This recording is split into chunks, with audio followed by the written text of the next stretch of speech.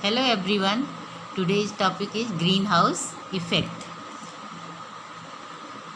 As a result of increasing human population and impact of its activities on natural resources, Earth's environment has been undergoing significant changes, especially during 20th century. One of the most significant changes brought about by human activities in an increase in the concentration of carbon dioxide and other greenhouse gases in the atmosphere, जिसको कि हम troposphere भी कहते हैं. Greenhouse effect. A greenhouse or glass house is an enclosure of glasses in which tropical plants are grown during winters in areas of colder climate. Heat trapped by the glass keeps the temperature inside the greenhouse much higher than surrounding atmosphere. यानी कि green house effect क्यों कहते हैं इसे हम. Green house या glass house जिसे हम कह सकते हैं, ग्लास का बना हुआ ट्रॉपिकल प्लांट्स को सेव करने के लिए विंटर में कोल्डर क्लाइमेट एरिया में जो होता है, इनको ट्रॉपिकल प्लांट्स को सेव करने के लिए, ग्रो करने के लिए जो होता है ग्रीन हाउस या ग्लास हाउस का फॉर्मेशन किया जाता है. जहाँ पर ग्लासेस क्या करते हैं कि टेम्परेचर को जो हीट होता है उसको जो है ट्रैप कर लेती हैं. सन रेज के थ्रू जो टेम्परेचर उनको मिलता है उस हीट को वो ट्रैप कर लेती हैं और ग्रीन हाउस के अंदर बहुत अधिक टेम्परेचर हो जाता है और बाहरी एटमॉस्फेयर से उसके अंदर टेम्परेचर ज़्यादा होता है, यानी कि हीट उसकी बहुत ज़्यादा हो जाती है. पर वो ग्लासेस जो हैं उस हीट को फिर जो है रिफ्लेक्ट करके बाहर नहीं जाने देती हैं. तो यही सिमिलर फिनोमिना जो है एटमॉस्फेयर में भी होता है.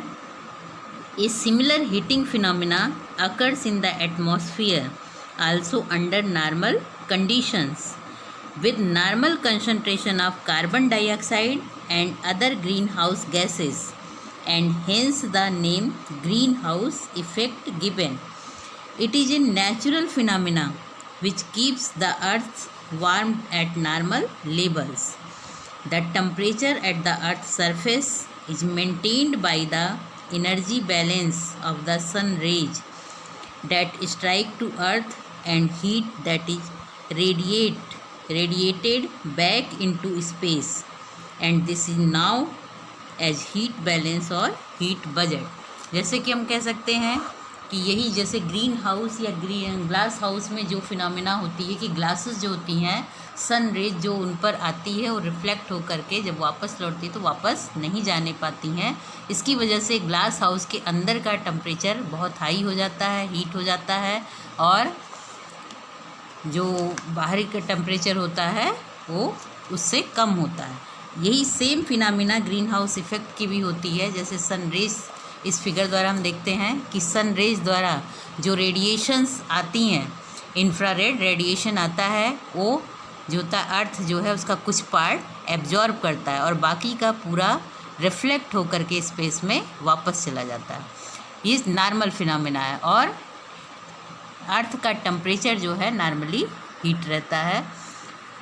और जब पॉल्यूशन की वजह से एटमॉस्फेयर में, जिसको कि हम ट्रोपोस्फीयर कहेंगे, यहाँ पर कुछ गैसेस जिनको कि हम ग्रीन हाउस गैसेस कहते हैं, जैसे कार्बन डाइऑक्साइड है, मीथेन है, CFC है, नाइट्रोजन ऑक्साइड है, ये गैसेस एटमॉस्फेयर में जब पॉल्यूशन की वजह से, एयर पॉल्यूशन की वजह से ये गैसेस एटमॉस्फेयर में प्रेजेंट होती हैं, तब ये गैसेस क्या करती हैं, जब ये रिफ्लेक्ट हो करके हीट वापस लौटती है, रेडिएशंस वापस स्पेस की तरफ लौटती है, तो ये एटमॉस्फेयर में ये गैसेस उन जो रेडिएशंस हैं उनको एब्जॉर्ब कर लेती हैं और फिर धीरे धीरे जो है उनको इमिटेट करती हैं, यानी कि धीरे धीरे वो जो एब्जॉर्प्शन होता है उसको इमिट्स करती हैं, जिसकी वजह से अर्थ का टेम्परेचर, एटमॉस्फेयर का टेम्परेचर जो होता है वो बहुत अधिक हीट हो जाता है.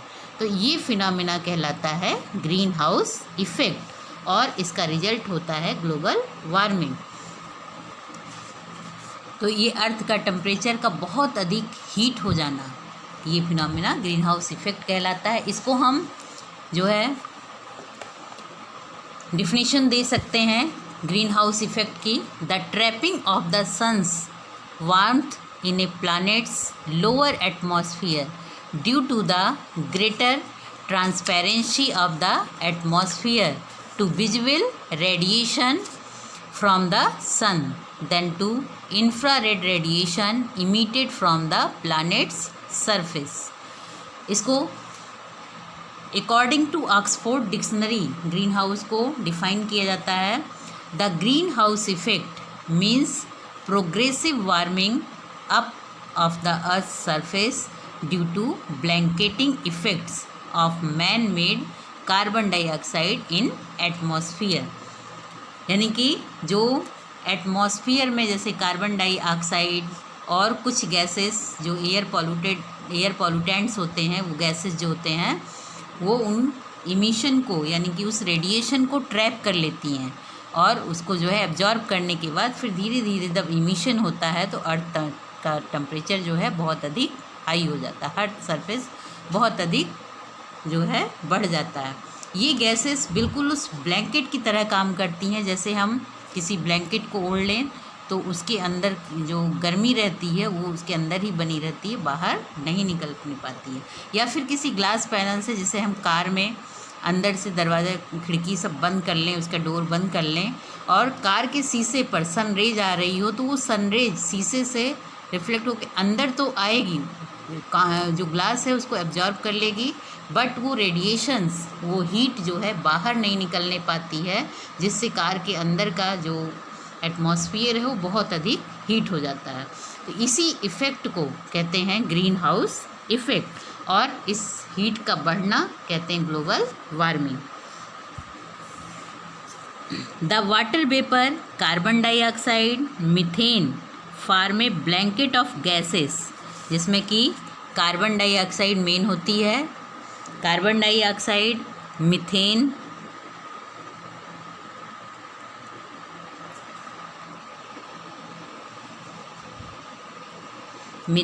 नाइट्रोजन के ऑक्साइड और नाइट्रोजन के ऑक्साइड CFC, ये गैसेस जो हैं गैस का एक ब्लैंकेट टाइप का फॉर्म कर लेती हैं। The water vapour, carbon dioxide, methane form a blanket of gases that does not allow to the solar radiation to escape back into the space. ये गैसेस क्या करती हैं, ब्लैंकेट की तरह वर्क करती हैं और ये गैसेस सोलर रेडिएशंस को वापस स्पेस में नहीं लौटने देती हैं। This blanket functions like the glass panel of green house which allow to sunlight to pass through but prevents to heat from being re-radiated in outer space। ये sunlight को या सन रेडिएशंस को अंदर आने तो देती हैं पर वापस हीट को वापस री-रेडिएट नहीं होने पाता है स्पेस में। It results into warming of the earth surface, जिसकी वजह से अर्थ का सरफेस बहुत अधिक वार्म हो जाता है। This is the so called green house effect. The natural greenhouse effect is essential to maintain the temperature of Earth at a normal habitable level. Besides carbon dioxide, CH4 यानी कि methane, nitrous oxide N2O और water vapour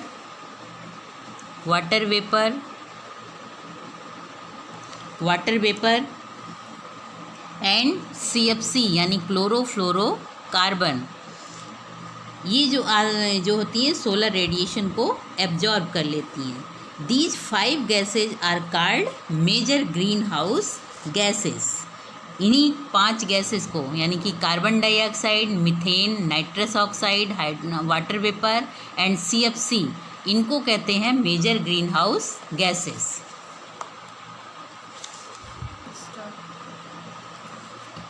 carbon dioxide, methane, nitrogen के oxide, water vapour और CFC जो कि green house gases होती हैं, ये इस फिगर द्वारा हम समझते हैं ग्रीन हाउस इफेक्ट को।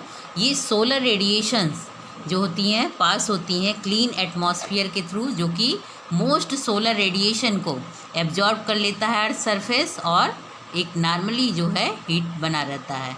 ये नॉर्मल ग्रीन हाउस इफेक्ट कहलाता है। फिर यहाँ से कुछ पार्ट वर्थ जो है इसको एब्जॉर्ब कर लेता है। उसके बाद जो भी हीट जो होती है, बाकी रेडिएशन जो होता है, some solar radiation is reflected by the earth and the atmosphere, और एटमॉस्फियर और अर्थ से वापस स्पेस में पहुंच जाता है। बट यहाँ पर कुछ गैसेस, एटमॉस्फियर में कुछ गैसेस, अब यहाँ पर जो गैसेस हैं, कुछ infrared radiations is absorb and reemitted by the green house gases. The effect of this is to warm the surface of the lower atmosphere and earth surface. तो infrared radiation जो होता है imitate करता है, जिसकी वजह से earth surface heat हो जाता है। इस एटमॉस्फियर में एयर पॉल्यूशन की वजह से कुछ ग्रीन हाउस गैसेस जैसे कि carbon dioxide, methane, water vapour, nitrogen के ऑक्साइड और CFC गैस जो होती हैं, ये ब्लैंकेट की तरह काम करती हैं। और ये गैसेस जो होती हैं सोलर रेडिएशन को जब ये वापस लौटने लगता है, उसी बीच में, इस बीच में ही एटमॉस्फियर में ये उन गैसेस जो होती हैं रेडिएशंस को, इंफ्रारेड रेडिएशन को एब्जॉर्ब कर लेती हैं, रेड रेडिएशन को एब्जॉर्ब कर लेती हैं, और फिर जो है ये गैसेस री इमिटेट करती हैं ग्रीन हाउस गैसेस, जिसकी वजह से अर्थ सरफेस और लोअर एटमॉस्फियर बहुत अधिक हीट हो जाता है, जिसकी वजह से कि इसका रिजल्ट होता है कि ग्लोबल वार्मिंग होती है, जिसकी वजह से आज पूरा विश्व जो है इस प्रॉब्लम को फेस कर रहा है। ये मेजर ग्रीन हाउस गैसेस जो कि ये सोलर रेडिएशन को, यानी कि जो कि एयर पॉल्यूटेंट भी कहलाते हैं, सोलर रेडिएशन को ट्रैप्ड कर लेती हैं। ये मेजर ग्रीन हाउस, वैसे बहुत सारी गैसेस इसमें इन्वॉल्व होती हैं, बट ये 5 मेजर ग्रीन हाउस गैसेस कहलाती हैं, जिसमें कि carbon dioxide, methane, water vapour, nitrous oxide और CFC गैस। ये 5 मेजर ग्रीन हाउस गैसेस कहलाती हैं। Because they act like a blanket spread over the earth surface, helping it to keep warm.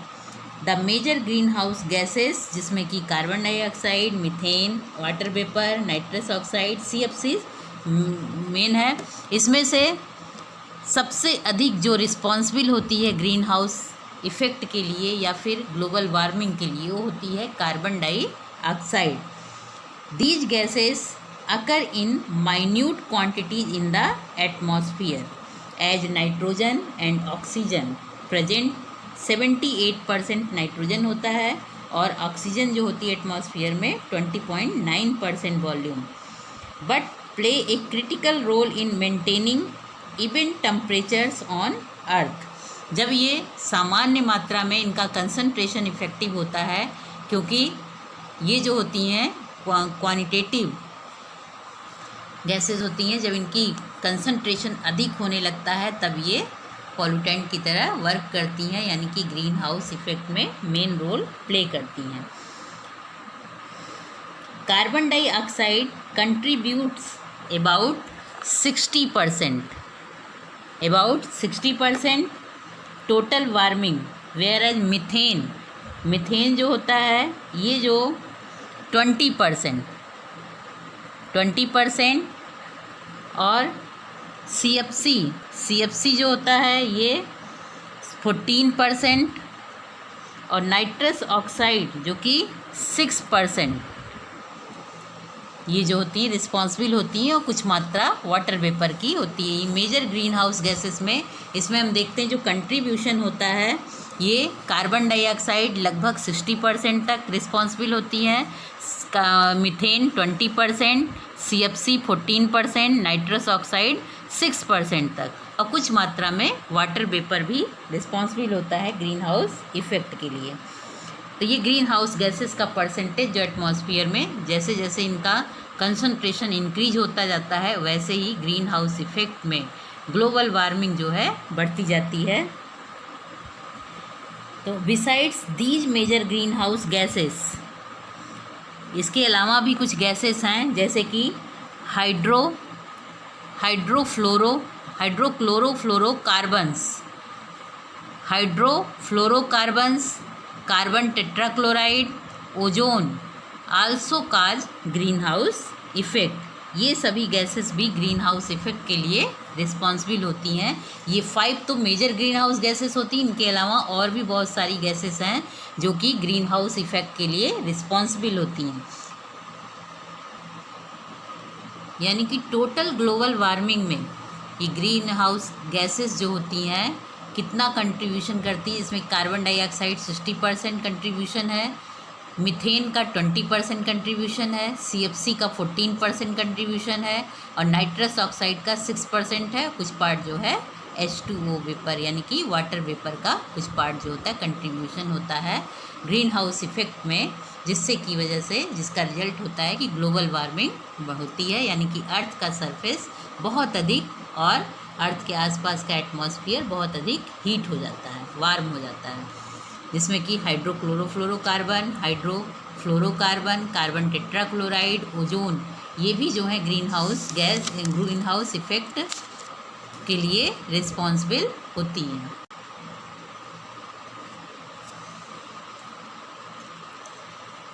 Relative contribution of different sources of green house gases. जो green house gases के जो sources होते हैं वो main होते हैं, जैसे बर्निंग ऑफ फॉसिल फ्यूल से 49% रिलीज होता है, एग्रीकल्चर वर्क से 13% तक कंट्रीब्यूशन होता है ग्रीन हाउस गैसेस का, और डिफॉरेस्टेशन के थ्रू 14% तक कंट्रीब्यूशन होता है ग्रीन हाउस गैसेस में, इंडस्ट्रियल प्रोसेसेस के थ्रू 24% तक कंट्रीब्यूशन होता है ग्रीन हाउस गैसेस में। तो unfortunately the human activities has been making the blanket of green house gases thicker results in enhanced green house effect. जैसे कि होता है मैन मेड प्रक्रिया के द्वारा जो होता है ह्यूमन एक्टिविटी के थ्रू, ये जैसे बहुत अधिक फॉसिल फ्यूल्स का जलाया जाना, एग्रीकल्चर वर्क में बहुत ज़्यादा पेस्टिसाइड्स वगैरह का स्प्रे करना और फर्टिलाइज़र्स वगैरह का यूज करना, डिफॉरेस्टेशन पहाड़ जंगलों को काटना या फिर जंगलों को जलाना, इंडस्ट्रियल प्रोसेसेस के थ्रू, ये कंट्रीब्यूशन के थ्रू जो होता है ग्रीन हाउस गैसेस जो है बहुत अधिक थिकर होती जा रही हैं, एटमॉस्फेयर में एक ब्लैंकेट की तरह फॉर्म कर रही हैं, जिसकी वजह से ग्रीन हाउस इफेक्ट जो है बढ़ता चला जा रहा है। Through out the world carbon emission from fossil fuels burning have been increasing unusually during later half of the 20th century. The thicker blanket due to increasing concentration of greenhouse gases has distributed the global climate system. There is global warming due to enhanced of greenhouse effect all over the world. जिसकी वजह से green house gases जो thicker blanket form कर रही हैं, इनका concentration, green house gases का concentration बहुत तेज़ी से बढ़ता चला जा रहा है और ग्लोबल क्लाइमेट सिस्टम में डिस्ट्रीब्यूट हो रहा है, जिसकी वजह से ग्रीन हाउस इफ़ेक्ट के इन्हेंसमेंट की वजह से ग्लोबल वार्मिंग पूरे वर्ल्ड को इस समय ग्लोबल वार्मिंग के प्रॉब्लम से परेशान है। इसलिए there is global warming due to enhancement of greenhouse effect all over the world. During the late 1980s, scientists began to suggest that the earth energy flux was no longer in balance. Earth's surfaces was getting warmer, affecting the elements of the climate system. The climate itself was changing, जिसकी वजह से लगातार इन gases का concentration बढ़ने की वजह से climate जो होता है चेंज होता चला जा रहा है। By 1995 it became evident that main culprit was carbon dioxide emission produced by the burning of fossil fuels such as coal, gas and oil in factories, power stations and cars. Green house effect के लिए 95 में जो है ये पहचाना गया कि सबसे ज़्यादा जो रिस्पॉन्सिबल है या कल्प्रिट है वो कार्बन डाइऑक्साइड है, जो कि फॉसिल फ्यूल के द्वारा, इमिशन के द्वारा, कंबस्टन के द्वारा, कोल, गैस, ऑयल और फैक्ट्रीज वगैरह के द्वारा, पावर स्टेशंस वगैरह में और कार वगैरह में जो फॉसिल फ्यूल वगैरह का यूज किया जाता है उनके थ्रू, और जो है कार्बन डाइऑक्साइड का जो है इमिशन बढ़ता जा रहा, कंसंट्रेशन बढ़ता जा रहा। When we burn coal, firewood and natural gas, huge amounts of carbon dioxide escapes the atmosphere. Basic activities like cattle raising and paddy planting also emit methane, nitrous oxide and other greenhouse gases. जब हम carbon dioxide के तो emission हो ही रहा है, इसके साथ साथ जो है कैटल राइजिंग, पैडी प्लांटिंग वगैरह के थ्रू जो होता है मीथेन इमिट हो रहा है, नाइट्रस ऑक्साइड और बाकी अदर जो है ग्रीन हाउस गैसेस का भी इमिशन हो रहा है। If emissions continue to grow at current rates, it is almost certain that atmospheric levels of carbon dioxide will double from pre-industrial levels during the current century, and it is quite possible that level will triple by the year 21 century. इस तरह से carbon dioxide का emission जिस तरह से बढ़ता चला जा रहा है, कुछ ही समय में कार्बन डाइऑक्साइड का इमिशन जो है एटमॉस्फेयर में डबल प्री इंडस्ट्रियल लेवल पर, और उसके बाद जो है धीरे धीरे आने वाले समय में ये ट्रिपल और भी इन्हेंस्ड होता चला जाएगा, जिससे ये ग्लोबल वार्मिंग की समस्या बढ़ती चली जाएगी और जिसकी वजह से जो है क्लाइमेटिक चेंज भी होगा। इन ग्रीन हाउस गैसेस की जो मेजर सोर्सेस हैं, जैसे कि कार्बन डाइऑक्साइड जो कि मेन कल्प्रिट होता है ग्रीन हाउस इफेक्ट के लिए, इसमें इसका मेजर सोर्स है फॉसिल फ्यूल कंबस्टन, डिफॉरेस्टेशन और रेस्पिरेशन, और मीथेन जिसका कि मेजर सोर्स है wetlands, anaerobic decomposition of wastage. Nitrous oxide इसका मेजर का सोर्स है natural soil, fertilizers, fossil fuel combustion. Ozone ये भी जो है ग्रीन हाउस गैसेस में ही आता है। Photochemical reactions in the troposphere, transport जिसमें कि डिफ्यूजन होता है स्ट्रेटोस्फीयर से। CFC के कई वो आते हैं जिसमें कि CFC 11 ये मैन्युफैक्चरिंग ऑफ फोम, एरोसॉल, प्रोपिलेंट, और उससे मिलते हैं CFC 12 रेफ्रिजरेंट से, एरोसॉल्स, प्रोपेलेंट से और मैन्युफैक्चरिंग ऑफ फोम के थ्रू रिलीज होता है एटमॉस्फेयर में। CFC 22 ये रेफ्रिजरेंट्स के through, production of fluoro polymers के थ्रू, और CFC 113 ये इलेक्ट्रॉनिक सॉल्वेंट्स के थ्रू रिलीज होता है, और CH3CCl3 ये जो है इंडस्ट्रियल डिग्रेसिंग सॉल्वेंट्स के थ्रू रिलीज होता है, इमिट्स। CH3CCl3 इंडस्ट्रियल डिग्रेसिंग सॉल्वेंट्स के थ्रू रिलीज होता है। CCl4 जो है intermediate in production of CFC 11, CFC 12 इनके इंटरमीडिएट के थ्रू जो होता है ये रिलीज होता है एटमॉस्फेयर में। ये मेजर सोर्स हैं ग्रीन हाउस गैसेस के। और ग्रीन हाउस गैसेस जो होता है इनका कंसंट्रेशन जब एटमॉस्फेयर में बढ़ता जाता है तो ये जो है green house gases solar radiations को ट्रैप कर लेती हैं और बाद में इमिशन करती हैं, जिससे अर्थ का सरफेस बहुत अधिक वार्म हो जाता है। इस वार्मिंग का, अर्थ सरफेसर की बहुत अधिक वार्म होने का, इसको कहते हैं ग्लोबल वार्मिंग। चूँकि ग्लोबल वार्मिंग को हम डिफाइन कर सकते हैं। Global warming refers to an average increase in the earth's at temperature which in turn causes changes in climate. A warmer earth may lead to changes in rainfall pattern, a rise in sea level, and a wide range of impacts on plants, wildlife, and humans. The scientific consensus is that a significant proportion of this past rise, particularly in last 25-50 years, is the emission of greenhouse gases such as carbon dioxide. The Earth's climate is driven by solar radiation.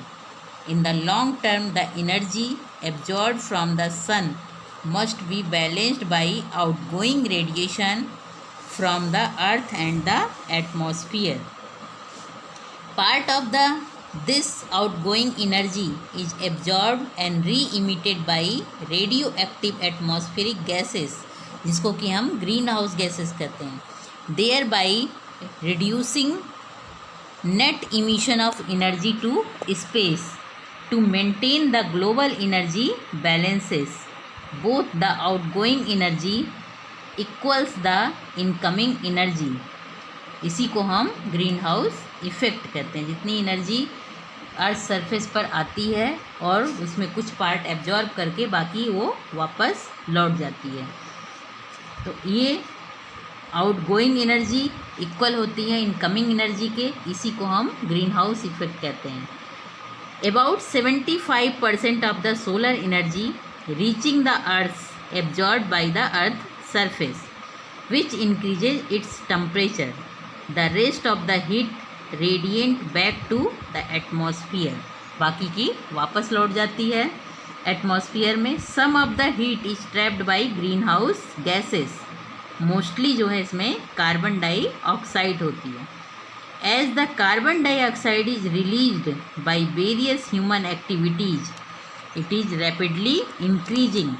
This is causing global warming. The average surface temperature is about 15 degree centigrade. This is about 33 degree centigrade higher than it would be in the absence of the greenhouse effect. Without such gases, most of the Earth's surface would be frozen with a mean air temperature of -18 degree centigrade. तो इस तरह से हम Oxford dictionary के अनुसार green house effect को define कर सकते हैं कि green house effect means progressive warming of the earth surface due to blanketing effects of man made carbon dioxide in the atmosphere. A number of gases are involved in the human caused enhancement of the greenhouse effect, such as carbon dioxide, methane, nitrous oxide, chlorofluorocarbon, and tropospheric ozone.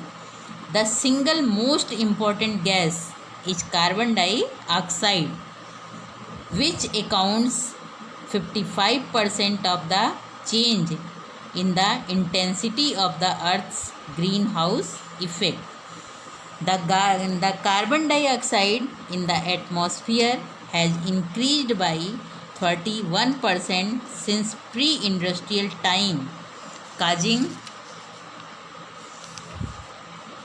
more heat to be trapped in the lower atmosphere.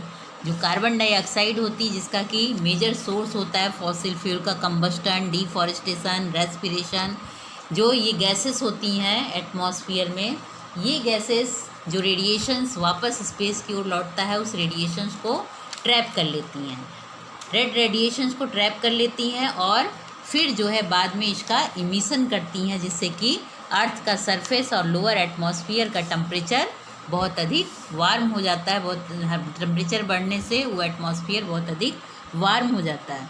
इस warming को ही globe स्तर पर होता है चूँकि, इसलिए global warming कहते हैं. और ग्लोबल वार्मिंग जो होता है मेनली जो होता है कार्बन डाइऑक्साइड का लेवल धीरे धीरे बढ़ते चले जाने की वजह से ग्लोबल वार्मिंग की समस्या बढ़ती जा रही है. Global warming is accelerating faster.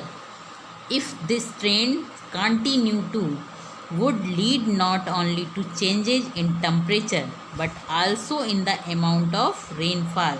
केवल ग्लोबल वार्मिंग की वजह से क्लाइमेटिक चेंज जो हो रहा है उसमें केवल टेम्परेचर ही नहीं बढ़ रहा है, टेम्परेचर में ही चेंज नहीं हो रहा है, बल्कि रेनफॉल पर भी इसका असर पड़ रहा है। इंडिया में see great annual fluctuation, India में see great annual fluctuations in rainfall leading to floods and drought. कहीं बाढ़ की स्थिति आ जाती है और कहीं पूरी तरह से सूखा पड़ जाता है। और ग्लोबल वार्मिंग होने से जो है और भी बहुत सारे इफ़ेक्ट होते हैं, जो कि green house effect of green house effect या फिर ग्लोबल वार्मिंग का इफ़ेक्ट क्या क्या हो सकता है। The effect of global warming are as follow, इसको हम बताएंगे कि करके। Increase in global mean temperature at about 0.3 degree centigrade per decade, प्रति 10 सालों पर 0.3 degree centigrade temperature, global mean temperature बढ़ता चला जा रहा है। दूसरी चीज़ है an increase in global average temperature is predicted to increase the amount of water vapour in the atmosphere. Global average temperature के लगातार बढ़ते जाने से जो है वाटर वेपर का एटमॉस्फियर में अमाउंट भी बढ़ता चला जाएगा, इंक्रीज होता चला जाएगा, क्योंकि ग्लोबल वार्मिंग बढ़ेगी, एटमॉस्फियर का टेम्परेचर जब बढ़ेगा, वार्मिंग बढ़ेगी, तो जिसकी वजह से ग्लेशियर है, आइसलैंड्स वगैरह हैं जो पिघलने लगेंगे। The dislocation and possible extinction of certain biological species and ecosystems cannot be ruled out। इसके लगातार बढ़ने से वहाँ पर जो बायोटिक एटमॉस्फेरिक बायोटिक इकोसिस्टम है, वो बायोलॉजिकल स्पीसीज जो है पूरी तरह से डिस्टर्ब हो जाएंगे और उनमें जो है ये डिसलोकेशन हो जाएंगे। और increase in the severity of storms, बहुत अधिक मात्रा में जो है स्टॉर्म्स, आंधी तूफान, इनकी मात्रा जो है धीरे धीरे इंक्रीज होती चली जाएगी। मोर इबो transportation pattern, alternation in existing precipitation pattern, जिसकी वजह से प्रेसिपिटेशन पैटर्न जो होगा वो बढ़ता चला जाएगा।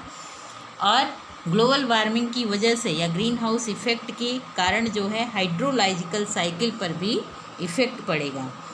और इसका ग्लोबल वार्मिंग या हम कहें ग्रीन हाउस इफ़ेक्ट का जो इफ़ेक्ट होगा वो ह्यूमन हेल्थ पर भी पड़ेगा, जो जैसे कि हीट स्ट्रोक्स वगैरह। An increase in global average temperature will lead to dislocation of suitable land for agriculture and thus may adversely affect the world food production। Global average temperature का बढ़ता चला जाना ये जो है एग्रीकल्चर के लिए लैंड, सुटेबल लैंड का नहीं मिल पाएगा, लोकेशन सही नहीं मिल पाएगी, कहीं पर बाढ़ की स्थिति होगी तो कहीं सूखा की स्थिति होगी, जिससे कि एग्रीकल्चर के लिए लैंड सही मात्रा में नहीं मिल पाएगा, जिसका कि एडवर्सली इफेक्ट पड़ेगा वर्ल्ड फूड प्रोडक्शन पर। और flooding in many coastal areas, चूँकि ग्लेशियर्स का टेम्परेचर इंक्रीज होने से, एटमॉस्फेयर का टेम्परेचर इंक्रीज होने से ग्लेशियर्स पिघलेंगे, आइसलैंड्स वगैरह पिघलने लगेंगे, तो वहाँ पर कोस्टल एरियाज वगैरह में बाढ़ की स्थिति की वजह से वहाँ पे लैंड, आइसलैंड वगैरह में सी लेवल का बढ़ता चला जाएगा, जिसकी वजह से thermal expansion of oceans, the melting of glaciers and ice sheet and melting of polar ice caps are some other effects of global warming. Global warming की वजह से ग्लेशियर है, आइसलैंड है, आइस शीट्स है, ये पिघलेगा, जिसकी वजह से ओशियन का थर्मल टेम्परेचर भी बढ़ेगा और उसके साथ साथ सी लेवल भी राइज होगा, जिससे कि बाढ़ की कोस्टल एरिया में बाढ़ वगैरह की स्थिति आ जाएगी और वहाँ लैंड, आइसलैंड वगैरह जो है पानी से डूब जाएंगे, जिसकी वजह से और भी बहुत सारे इफ़ेक्ट हो सकते हैं। जैसे बाढ़ का पानी जब आएगा तब वहाँ पर रहने वाले लोग घर से बेघर हो जाएंगे, बहुत सारे डिजीज कॉज करने वाले माइक्रोब्स वहाँ पर पनपने लगेंगे। तो ये सभी जो है ग्लोबल वार्मिंग की वजह से होगा। Rising in sea level of high magnitude would be disastrous for low lying areas, for example Netherlands, Maldives and other such area.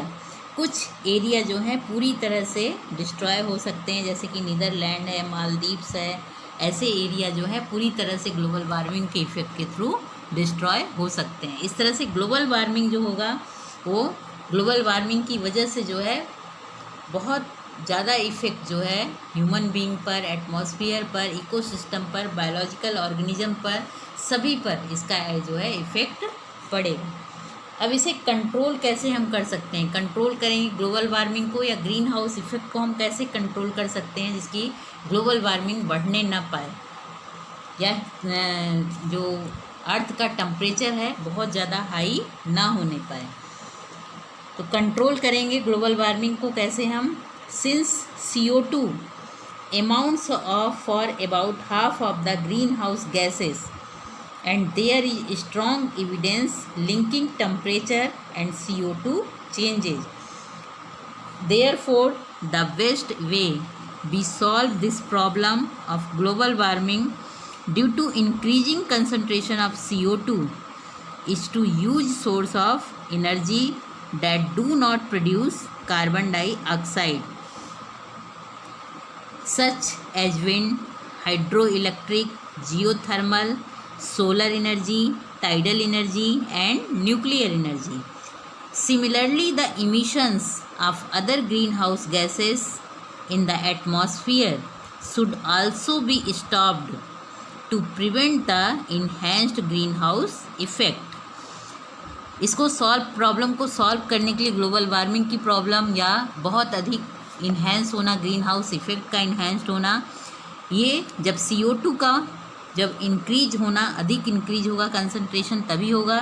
तो इस CO2 को इंक्रीज होने के सोर्सेज को ख़त्म किया जाए और इसकी जगह पर एनर्जी के दूसरे सोर्स डेवलप किए जाएं जिससे कि कार्बन डाइऑक्साइड जो है प्रोड्यूस ना हो, जैसे विंड एनर्जी का, हाइड्रो इलेक्ट्रिक एनर्जी का, जियोथर्मल एनर्जी का, सोलर एनर्जी और टाइडल एनर्जी और न्यूक्लियर एनर्जी का अगर हम यूज करेंगे तो कार्बन डाइऑक्साइड का इमिशन जो है एटमॉस्फेयर में नहीं होने पाएगा, जिससे कि एटमॉस्फेयर जो होगा ग्रीन हाउस गैसेस, चूँकि कार्बन डाइऑक्साइड बाकी सभी ग्रीन हाउस गैसेस का पूरा 50% जो होता है, लगभग आधा इमिशन जो होता है या पूरी तरह से जो कल्प्रिट होता है ग्रीन हाउस इफेक्ट के लिए या ग्लोबल वार्मिंग के लिए वो कार्बन डाइऑक्साइड होगा। अगर कार्बन डाइऑक्साइड का इमिशन एटमॉस्फेयर में कम होता ख़त्म होगा तो ग्रीन हाउस इफेक्ट को हम कंट्रोल कर सकते हैं, ग्लोबल वार्मिंग को कंट्रोल कर सकते हैं।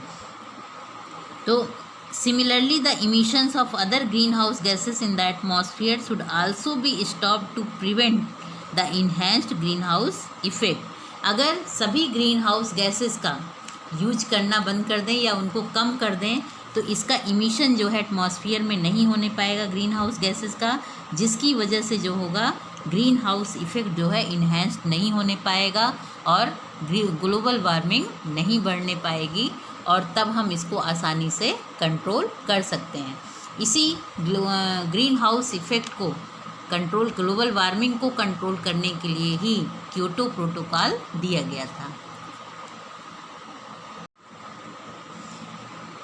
यानी कि green house gases, green house effect को जो है प्रिवेंट करने के लिए, इन्हेंस्ड को प्रिवेंट करने के लिए ग्रीन हाउस गैसेस को हमें प्रिवेंट करना होगा। ग्रीन हाउस गैसेस को प्रिवेंट करने के लिए बहुत सारे वो हैं, जैसे कि कार्बन डाइऑक्साइड जो कि मेन कल्प्रिट होता है ग्रीन हाउस इफेक्ट के लिए, ग्लोबल वार्मिंग के लिए जो रिस्पॉन्सिबल गैस होता है मेनली जो होता है कार्बन डाइऑक्साइड होता है। इसके अलावा और भी मेजर गैसेस हैं जैसे कि मीथेन है, नाइट्रस ऑक्साइड है, वाटर वेपर है। ये सभी गैसेस भी ग्रीन हाउस इफेक्ट को इन्हेंस करने में मेन रोल प्ले करता है, जिसमें कि कार्बन डाइऑक्साइड मेन कल्प्रिट होता है। तो कार्बन डाइऑक्साइड का इमिशन बढ़ने से रोकने के लिए आवश्यक है कि कार्बन डाइऑक्साइड के और एनर्जी प्रोडक्शन के और जो है फॉसिल फ्यूल का कंबस्टन ना करके हम एनर्जी के और भी जो अल्टरनेटिव सोर्सेस हैं जैसे कि wind energy, hydro electric energy, geothermal energy, solar energy, tidal energy, nuclear energy, इनका हम यूज करें तब और भी ग्रीन हाउस गैसेस जो हैं उनका इमिशंस जो पूरी तरह से स्टॉप कर सकें और इन ग्रीन हाउस इफ़ेक्ट को इन्हेंस्ड होने को प्रिवेंट कर सकें। तो इसके लिए जो है इन गैसेस को कैसे रोका जाए और कैसे इनका इमिशन कम किया जाए, इसके लिए जो है क्योटो प्रोटोकॉल दिया गया था जो कि ग्रीन हाउस इफ़ेक्ट से संबंधित है।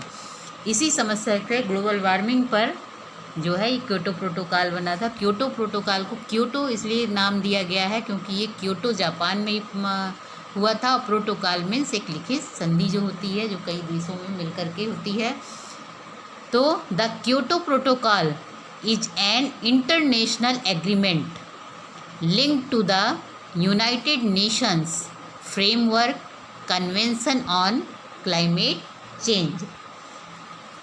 यानी कि क्योटो प्रोटोकॉल एक इंटरनेशनल एग्रीमेंट है जो कि कई देशों को जो है वर्क जोड़ता है, जो कि framework convention on climate change के लिए ये प्रोटोकॉल दिया गया था जो कि मेनली जो होता है ग्रीन हाउस इफेक्ट या ग्लोबल वार्मिंग से रिलेटेड था। The protocol was adopted in Kyoto Japan on 11 दिसंबर 1997। ये जो क्योटो प्रोटोकॉल दिया गया था इसको जो इसका मेन फीचर था वो 11 दिसंबर 1997 में क्योटो जापान में एडॉप्ट किया गया था, इसलिए इसका नाम क्योटो प्रोटोकॉल दिया गया है। And entered into force on 16 फरवरी 2005। यानी कि ये जो क्योटो प्रोटोकॉल बना था वो 11 दिसंबर 1997 को हुआ था क्योटो जापान में, और इसका जो है पूरे फोर्स के साथ इसको लागू किया गया था 16 फरवरी 2005 को।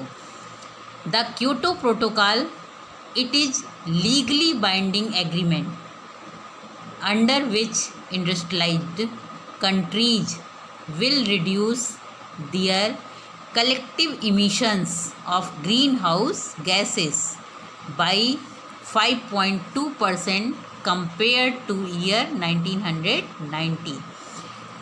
इस जो मेन जो क्योटो प्रोटोकॉल का जो था कि इसमें उन ग्रीन हाउस गैसेस जो मेजर ग्रीन हाउस गैसेस थे उनको जो है पूरी तरह से उनका इमिशन रोकने के लिए या कम करने के लिए जो इंडस्ट्रियलाइजेशन कंट्रीज है जो जहाँ पर इंडस्ट्रीज वगैरह हैं कंट्रीज में उनका इमिशन कलेक्टिवली जो है इमिशन ग्रीन हाउस गैसेस का रोका जाए और 1990s की अपेक्षा जो है 5.2% तक इसका इमिशन कम किया जाए और लगभग जो है आगे चल के इसका इमिशन पूरी तरह से रुक जाए। इसके लिए डेवलपिंग कंट्रीज को कुछ सहायता भी देने की पेशकश थी और इसका जो मेन गोल था, the goal is the lower overall emissions of 6 green house gases जैसे carbon dioxide, CH4, N2O, sulphur hexafluoride, hydrofluorocarbons and perfluorocarbons. यानी कि इसका जो मेन गोल था इस क्योटो प्रोटोकॉल का वो था कि जो ये ग्रीन हाउस गैसेस हैं कार्बन डाइऑक्साइड, मीथेन और nitrous oxide, sulphur hexafluoride, hydrofluorocarbon, perfluorocarbons, इनका इमिशन जो है कम किया जाए और धीरे धीरे जो है इनका इमिशन पूरी तरह से ख़त्म कर दिया जाए। तो इसी गोल के साथ ये क्योटो प्रोटोकॉल दिया गया था। That's all, thank you.